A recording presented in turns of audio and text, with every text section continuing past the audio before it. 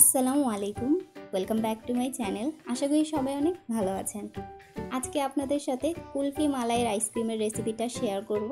আশা করি রেসিপিটি ভালো লাগবে। তাহলে চলুন শুরু করা যাক। এখানে প্রথমে আমি একটি প্যান বসিয়ে দিলাম। তাতে এখানে আমি 2.5 কাপ লিকুইড মিল্ক দিয়ে দিচ্ছি। এখন দুধটা ফোটা পর্যন্ত আমরা অপেক্ষা করে নিব। দুধটা বলক চলে আসছে, দেখুন উপর দিয়ে কিন্তু হালকা হালকা করে মালাই জমতে থাকে, সেটা এখন আমরা জমানো স্টার্ট করব। এখানে একটু রিচনেস আনার জন্য এখানে আমি 3 টেবিল স্পুনের মতো পাউডার মিল্ক দিয়ে দিচ্ছি। এখন এটাকে আমরা অনেকটা ঘন করব। দেখুন কি সুন্দর পাতলা সরের মতো পড়ে যাচ্ছে। এগুলো আমরা সাইডে থেকে নিব এবং দুধের সাথে মিক্স করে দিব।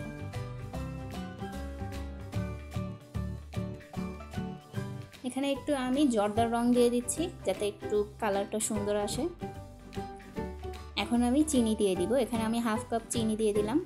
চিনিটা খুব ভালোভাবে মিক্সড করে নিব। এখন দুধটা দেখতেই পাচ্ছেন খুব ঘন হয়ে এসেছে এবং মালাইগুলো অনেকটা জমা হয়ে গিয়েছে। এখন আমি বাদাম দিব। এখানে আমি প্রথমে 2 টেবিল স্পুনের মতো পেস্তা বাদাম দিচ্ছি। তার সাথে এখানে আমি কাঠবাদাম কুচি রেখেছি, সেটা 1 টেবিল স্পুন, সেটাও আমি দিয়ে দিচ্ছি। এখন এটাকে একটু আর 2 মিনিট আমি ফুটিয়ে নিব। এখন এটা হয়ে এসেছে। এখন এটাকে আমি ঠান্ডা করে নিচ্ছি। দেখুন ঠান্ডা হওয়ার পর কিন্তু দুধটা কতটা ঘন হয়ে এসেছে। এখন আমি একটু স্মুথ হওয়ার জন্য, বেশি স্মুথ করার দরকার নেই, আমি জাস্ট একটু ব্লেন্ড করে নিব যাতে বড় বড় যে বাদামের সাইজগুলো আছে সেটা যাতে একটু ক্রাশ হয়ে ছোট ছোট হয়ে যায়। তো আমি বেশি না, একবার জাস্ট ব্লেন্ড করে নিব 1 মিনিটের জন্য। দেখুন ব্লেন্ড করে নিয়েছে এবং বাদামগুলো কিন্তু একটু ছোট ছোট আছে। এখন আমি একটা আইসক্রিমের জারে এটাকে রেখে ঢেলে দিলাম। এখন উপরে যে স্টিকটা ছিল সেটাও দিয়ে দিচ্ছি। এখন আমি এটা সারা রাতের জন্য ডিপ ফ্রিজে রেখে দিব। তো ডিপ ফ্রিজ থেকে এখন আমি বের করে নিয়েছি। এটা কিন্তু জমাট বেঁধে গিয়েছে।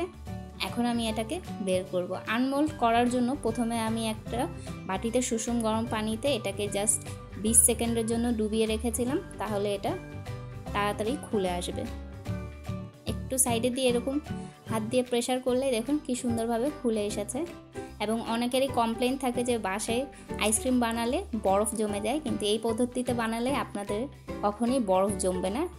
আপনাদেরকে আমি কেটে দেখিয়ে দিব যে কীরকম এটা টেক্সচারটা হয়েছে।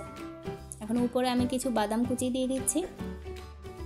এখন এটাকে আমি কেটে দেখাচ্ছি। দেখুন কি সফট হয়েছে, কোনো কিন্তু বরফ জমেনি। বরফ জমলে এত সুন্দরভাবে স্মুথ একটা পেস্ট হতো না। আশা করি আজকের রেসিপিটা অনেক ভালো লাগবে। ভালো লাগলে অবশ্যই আমার চ্যানেলটি সাবস্ক্রাইব করবেন এবং কমেন্টে জানাবেন কীরকম লাগলো। সবাইকে ধন্যবাদ। আসসালামু আলাইকুম ভিউয়ার্স, আপনাদের যদি আমাদের ভিডিওগুলো ভালো লেগে থাকে তাহলে অবশ্যই আমাদের চ্যানেলটি সাবস্ক্রাইব করুন এবং পাশে থাকা বেল আইকনটি প্রেস করুন আমাদের সকল নতুন নতুন ভিডিওর আপডেট পেতে। সবাই ভালো থাকবেন, সুস্থ থাকবেন। আল্লাহ হাফেজ। আসসালামু আলাইকুম।